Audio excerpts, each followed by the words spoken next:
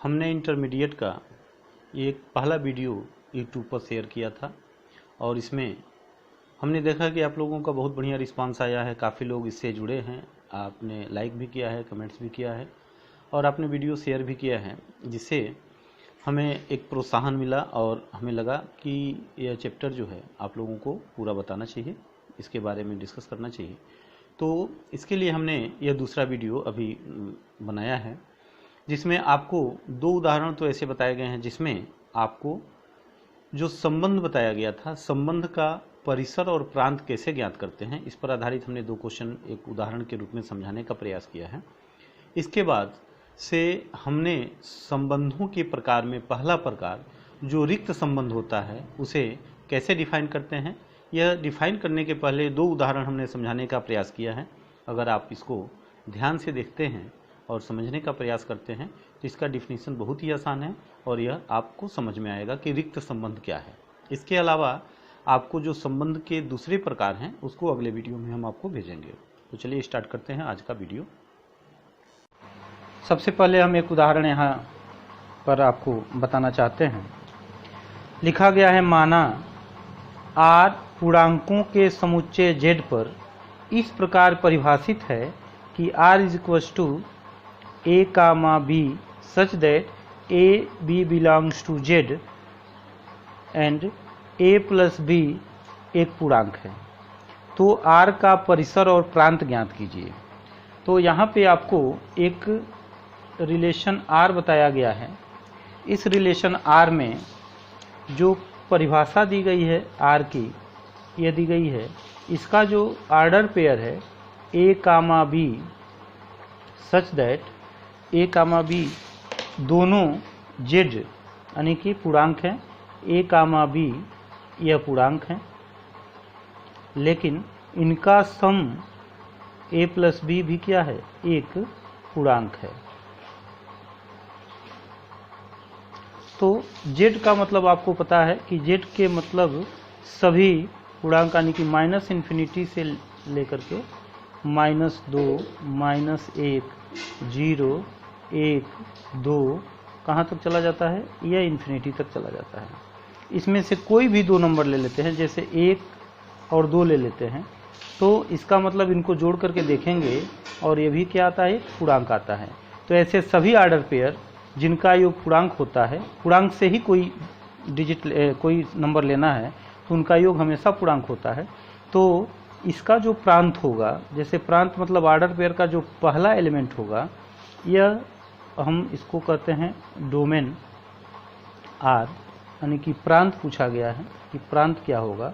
तो order pair का जो पहला एलिमेंट होगा उसमें आप कोई भी एक पूर्णांक लिख सकते हैं, यानी कि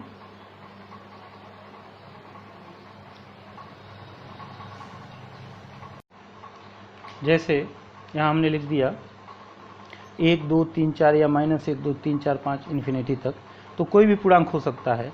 इसका मतलब जो इसका डोमेन होगा यह सभी कोई भी पूर्णांक हो सकता है, तो हम इसको Z लिख दे रहे हैं।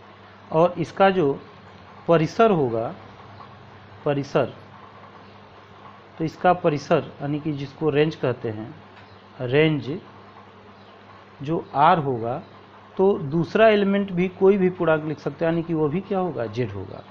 तो इस प्रकार जो यह संबंध दिया गया है, इसका डोमेन भी Z है और रेंज भी Z होगा। यहाँ एक दूसरा उदाहरण आपको दिया गया है। माना R समुच्चय A 1, 2, 3, 4 से लेकर के 30 तक के नंबर इसमें दिए गए हैं। इस प्रकार परिभाषित है कि R = x, y such that x, y belongs to A, x = y²। तो जो परिभाषा दिया गया है, जो R होगा यह सबसेट होगा A क्रॉस A का, और A में टोटल 1 से लेकर के 30 तक के अवयव दिए गए हैं। तो R इस प्रकार परिभाषित है कि R = लिखना है x, y, दो अवयव लिखना है, यानी कि एक ऑर्डर पेयर लिखना है जिसमें ऑर्डर पेयर के दोनों अवयव A से लिए गए होंगे, लेकिन पहला एलिमेंट दूसरे का वर्ग होना चाहिए, यानी कि x, y का स्क्वायर है। तो अगर हम इसको लिखना चाहते हैं तो R के जो एलिमेंट लिखेंगे एक से स्टार्ट है। अगर हम दूसरा एक लिखते हैं तो पहला भी एक होगा, इसका वर्ग हो गया, एक का वर्ग एक होता है। अगर हम यहाँ 2 लिखते हैं, दूसरा एलिमेंट 2 है तो x इसका वर्ग 4 होगा। फिर से अगर हम यहाँ 3 लिखते हैं तो इसका वर्ग यहाँ 9 होगा। फिर से अगर हम यहाँ 4 लिखते हैं तो इसका वर्ग यहाँ 16 होगा। और लास्ट में अगर हम यहाँ 5 लिखते हैं तो इसका वर्ग 25 होगा। अब आप पूछेंगे कि 6 क्यों नहीं लिख रहे हैं? क्योंकि 6 लिखेंगे तो उसका वर्ग 36 होगा और 36 इसमें नहीं है। 6 तो इसमें होगा लेकिन 36 नहीं है। दोनों एलिमेंट, पहला और दूसरा दोनों एलिमेंट इसी के अवयव, एक ही अवयव होंगे। तो इस प्रकार इसका जो प्रांत आपको प्राप्त होगा, इसका प्रांत अगर आप लिखना चाहते हैं तो r बराबर लिखेंगे, आर्डर पेयर का जो पहला एलिमेंट होता है उसी को हम प्रांत करते हैं। तो प्रांत आया है 1, 4, 9, 16 और 25। यह सभी अवयव किससे लिए गए हैं? ए से लिए गए हैं, जो इस कंडीशन को सेटिस्फाई करता है। पहला एलिमेंट दूसरे का वर्ग होना चाहिए, यह इसमें संबंध बताया गया है। और इस संबंध का परिसर पूछा गया है, तो परिसर इसका लिखने के लिए आप r बराबर लिखेंगे, परिसर यानी कि आर्डर पेयर का जो क्रमित युग्म है उसका दूसरा एलिमेंट परिसर होता है। तो पहले में 1 है, दूसरे में 2 है, तीसरे में 3 है, चौथे में 4 है और पाँचवें में 5 है। तो 1, 2, 3, 4 और 5 यह इसका परिसर हो गया। इसमें अगर आपको यह परिसर बताना है या प्रांत बताना है तो यहाँ आर्डर पेयर लिख करके आपको दिखाया गया है। पहला एलिमेंट से प्रांत बनता है और आर्डर पेयर के दूसरे एलिमेंट से परिसर बनता है। संबंधों के प्रकार। किसी अरिक्त समुच्चय A पर संबंधों के विभिन्न प्रकार निम्नवत हैं, जिसमें से पहला है रिक्त संबंध। पहले हम समझते हैं कि रिक्त संबंध क्या होगा और उसके बाद इसका डिफिनीशन लिखते हैं। जैसे हमने मान लिया कि यहाँ पर एक सेट A है और इसके एलिमेंट हैं 2, 4 और 6। एक सेट यहाँ पर B है और इसके एलिमेंट हैं 1 और 3। अगर हम A क्रॉस B निकालते हैं तो A क्रॉस B में पहला एलिमेंट जो होगा A का होगा, जैसे 2, 1, फिर से 2, 3, फिर से 4, 1, 4, 3। यह हम कार्टेशियन प्रोडक्ट निकाल रहे हैं, 6, 1 और 6, 3। यह हमारा कार्टेशियन प्रोडक्ट हो गया, कार्तीय गुणनफल हो गया। अब इनमें से एक संबंध आपसे यह पूछा जाए कि एक संबंध इस प्रकार बताइए कि इसमें A, B इस प्रकार हो कि A एलिमेंट हो सेट A का और B अवयव हो सेट B का और A प्लस B जो सम आए वह इवन नंबर आए। तो यह आपको बताना है, यह इवन नंबर कैसे होगा। तो अब हम R में अगर हम कुछ लिखना चाहते हैं तो इनको जोड़े तो 2 और 1 3, इसमें नहीं लिख सकते, 3 आ रहा है, जबकि हमें सम संख्या ले आना है। यहाँ इवन नंबर का मतलब है सम संख्या आना चाहिए, तो सम संख्या नहीं है, इसको नहीं लिख सकते। 2 और 3 जोड़ेंगे, ये भी सम संख्या नहीं आ रहा है। 4 और 1 जोड़ेंगे 5 हो जाएगा, ये भी सम संख्या नहीं है। 4 और 3 जोड़ेंगे, ये भी 7 आ रहा है, सम संख्या नहीं है। 6 और 1 7 और 6 3 9, यानी कि कोई संख्या ऐसी नहीं है जो इसमें लिखी जा सकती, क्योंकि जो आर्डर पेयर के 2 एलिमेंट हैं उनका सम, उनका योग एक सम संख्या आनी चाहिए। तो ऐसे समुच्चय को हम रिक्त समुच्चय कहते हैं।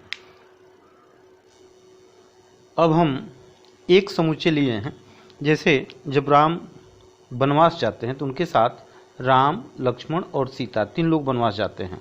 वन में यह 3 लोग रहते हैं। अगर हम इसका कार्तीय गुणनफल निकालें A क्रॉस A का, तो इसमें जो एलिमेंट लिखेंगे R, L, S। फिर से इसी का संबंध इसी से बनाना है तो लिखेंगे R, L और S। और इसका कार्तीय गुणनफल अगर करते हैं तो R, R, L, फिर से R, S। यह L, R के साथ 3 एलिमेंट हो गए। फिर से L, R, फिर से L, L, S हो गया। फिर से S, L और S, L और S, S। यह कार्तीय गुणनफल प्राप्त हुआ। अब हम इसमें कहें, जैसे यहाँ पे हम आपको बता दें, R का मतलब राम से है, L का मतलब लक्ष्मण से है और S का मतलब सीता से है।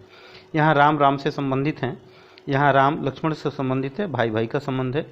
राम सीता से संबंधित हैं तो पति पत्नी का संबंध हुआ, लक्ष्मण राम से संबंधित है, भाई भाई का संबंध हुआ, लक्ष्मण लक्ष्मण से संबंधित है और लक्ष्मण सीता से संबंधित हैं, देवर और भाभी का संबंध है यहाँ पे, और सीता लक्ष्मण से संबंधित हैं, भाभी देवर हो गए। सीता लक्ष्मण, यह हमने 2 बार लिख दिया है, इसको मिटा देते हैं। तो सीता का राम से संबंध यहाँ ये लिखा गया है, सीता का राम से, यह पत्नी और पति का संबंध हो गया, और सीता का सीता से संबंध हो गया।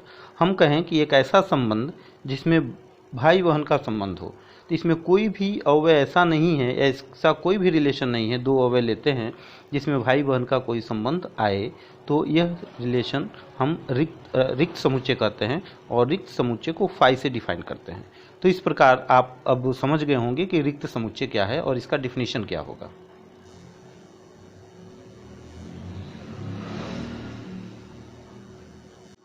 यहाँ पे अब डिफिनीशन आपको क्लियर हो गया होगा।